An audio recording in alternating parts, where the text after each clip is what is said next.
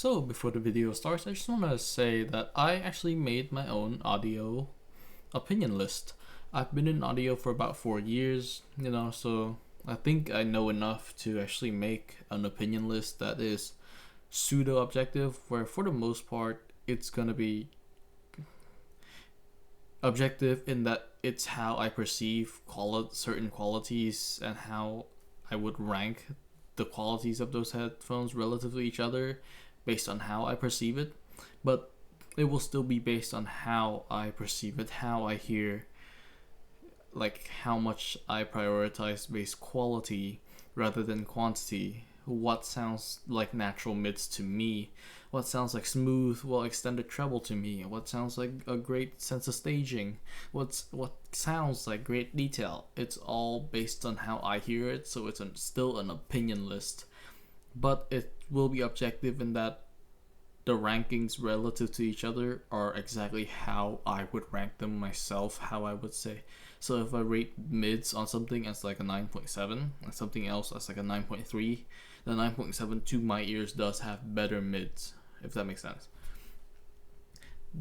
So yeah, I don't misconstrue this as an objective tier list by any means.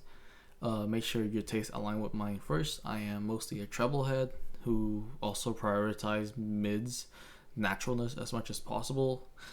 I don't really care too much about the sense of resolution or staging or even bass quantity. I like good bass, but I don't care about the quantity too much. So yeah, just putting it out there. The list is available right now for anyone to see.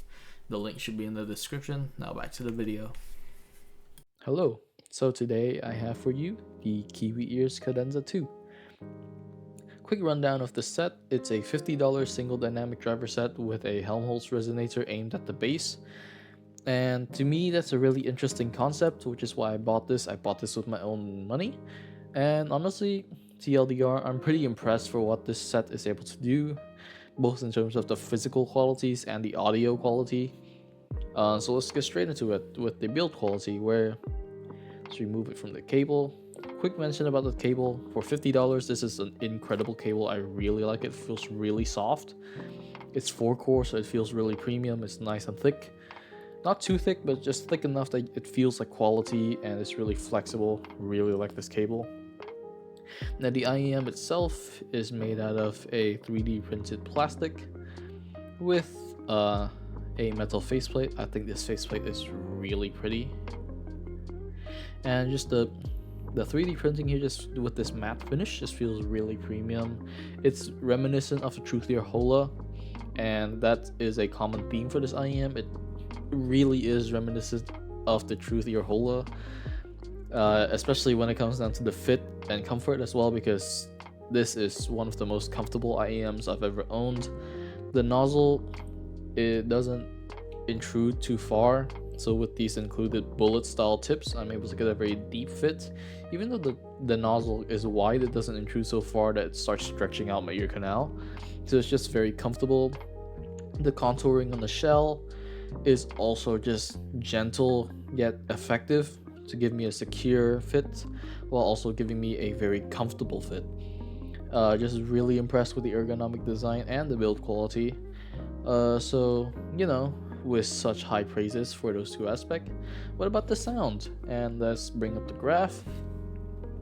And this is sort of a mix between a JM1 style lower mid-range and bass execution with an IEF 2020 upper mid-range and treble.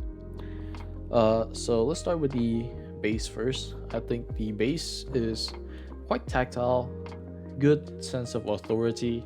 I wouldn't say it's the most dynamic bass ever, especially with cheaper IEMs, but it has a sense of tightness and speed that you don't expect from an IEM this cheap, especially an IEM that doesn't sound lean. Because usually when I talk about the comparisons, you'd realize that IEMs in this price range that has a fast and tight bass presentation tend to sound a little lean, a little bit treble focused, a little bit de-emphasized in the bass, while this has a very nice emphasis in the bass without sounding sounding too bombastic, too bleedy. It just sounds very tight, very clean. break without sounding clinical. It still has plenty of power and plenty of impact. Very nice to see from a cheap single dynamic driver thanks to that Helmholtz resonator, which is why I bought it in the first place. Glad to see it's executed to near perfection here. I really have no complaints about the bass. Really impressed with the bass quality. The lower mids are also excellent. It's following a JM1 style of a lower mid lift, so everything just sounds very well bodied. It's not going overboard where things start to sound too woody or sound a little too thick. It's just well bodied enough to give you that sense of naturalness, which is again just really impressive. Moving into the upper mids, this is where I switched from JM1 to IEF 2020, and the result is that the upper mid sounds kind of has an intimate, sweet timbre to it. It's very engaging, reminiscent of the HD600, which the entire tonality of this is reminiscent of the HD600. Not identical, but reminiscent. And I stand by that. It just has that sweet, intimate timbre to it. Obviously, this sacrificed the staging presentation a bit, but for $50, really unique upper mid-range presentation. I quite like it. Moving on to the biggest weakness, I would say is the treble, because the treble is typical cheap dynamic driver treble, where it's smooth in the lower treble, then having a dip in the mid treble, and then a peak in the upper treble. The result is that it comes through smooth until you engage into the air frequency where it sounds extra shimmery. This is a coloration that I personally don't mind, but I know some people really have an issue with it. So and also it really comes down to unit variation, so just note that. But that happens with every single dynamic driver set for cheap. Like, you need to go to endgame territory to find really good single dynamic driver treble. Anyway, that's the tonality done. Now let's move on to the subjective qualities. For the subjective qualities, let's start with the staging, where, as I said before, the staging is sort of slightly closed in, kind of intimate, especially because you don't get too much of a mid-treble sense of shimmer and air to it. Most of it is reserved into the upper treble peak, so things just sounds closed in, but it sounds quite accurate in the sense of distancing and imaging you get. I find that for gaming, it doesn't really bother me. It's not going to be the most atmospheric thing in the world. It sounds relatively reserved. So like if you have a big problem with sort of a claustrophobic sound with IEM, this isn't going to help you escape that. But for the most part, things just sound normal, like normal for an IEM. Soundstage sounds about right. It's narrow, but it's not too narrow. Imaging sounds about right. It's sharp, and like there's no real issue.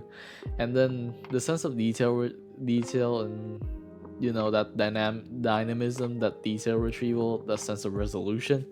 I also don't find this to be too impressive, but it's still quite good just because the tonality is so good. The timbre is quite natural, which is a tiny sense of intimacy that I find detail retrieval for lower frequencies. You do get a good sense of texturing and a good, you are able to pick up a lot of the minute cues in the lower frequencies, but you do lose some of the sense of resolution as you move into the higher frequencies where the treble gets a bit more uneven and there's a little more coloration going on. But for the most part, I'd say it's pretty good for $50. I wouldn't really complain about it. It's still a very nice presentation technically, and yeah, again, just really not a big issue to me. So like the conclusion for this is that it's just a really impressive tonality for $50. Great build quality, great tonality, great ergonomics. It just sacrifices a tiny bit of that perceived technicalities to execute everything else. I think that's a fine trade-off to make for $50. I think you really can't go wrong with this. And yeah, I would generally say I do recommend this set. On my opinion list, I gave it an 8.4 out of 10 for just audio quality, and generally something I'd recommend. Now let's move on to the gaming perspective, where again it's pretty normal. I wouldn't expect to do too well with this. It's not gonna give you wall hacks. I still think that headphones do a better job for that. But it's not gonna hinder you. It's gonna be good. It's good. The TLDR, it's good. Anyway, let's move on to the comparisons. Starting with the Truthier Hola, where this is just basically a refined Hola for $30 more. While this is also discontinued. Plastic quality feels very similar, ergonomics feels nearly identical. Similar metal faceplate, 3D printed shell, very similar ergonomics. Upgraded cable, but also kind of a similar tacky rubber feel. That's soft and flexible, doesn't feel too cheap. And then the sound is just the Hola, but slightly less bleed, like slightly more natural in the lower mids, and slightly smoother in the treble. Like they're really similar. So if you're looking for a Hola replacement, like your Hola died or something, I'd really recommend these. These are really close, like really close. Now another comparison, something more close to its price range, the Moondrop Land. This will also go for the gate, like the comparison will also apply to the Truthier Gate, where this is a brighter tilt, more just a bright IEM, more treble focused. This is a more mid-range focused IEM. For the most part, I think I prefer the Cadenza 2. The Land does come off as more stagey, more resolving, but that's because of the boosted treble. I think the Land does treble quite well. I just think that the mid-range benefits of the Cadenza 2 just outdoes what the Land can provide in terms of the perceived technicalities, which is why I think I generally would go with the Cadenza 2 still. For around $50, you really could go either way. I use the Land a lot, I use the Cadenza 2 a lot for my cheap IEM of choice if I'm going out and about. So like, it's a toss-up leaning towards the Cadenza. But again, just like, you really can't go wrong. If you like treble and you like resolution, go with the Land or the Gates, which is cheap. And then if you want something really natural with a slight intimate tonality to it, go with the Cadenza 2. Quite a big toss-up here between the Land and the Cadenza 2, but if you like treble and resolution and you like cheap shit, go for the Gate. Now, when compared with things that are more expensive than it, let's bring in the Aria 2. I think that the Cadenza 2 is an upgrade to the Aria 2. Just generally with the tonality, I think you just get more in the Cadenza 2. You just hear more things. You hear more of the subtle texturing and like cues in the music. I think the Aria 2 has a really nice sort of organic timbre where things just sounds quite thick, intimate, closed in, but also gives you a very comforting sort of enveloping sound. It's the type of sound that would impress me back in the days, but nowadays I find that there's just a little too much coloration going on, and I would prefer the Cadenza 2 just because it's a little more neutral. The Aria 2 is still very good. I still use the Cadenza, which is just a retuned Aria 2. But for the most part, I just think the colorations on the Aria 2 comes off a little too much. Again, this is still a very good IEM. It sounds, again, very organic sounding. It's just, yeah, like it's too colored for me nowadays. Technicalities wise, I think the Aria 2 definitely brings forward more nuances throughout the entire frequency range. But then the Cadenza 2 makes up for it in that the detail you get just sounds more accurate and sounds more well done.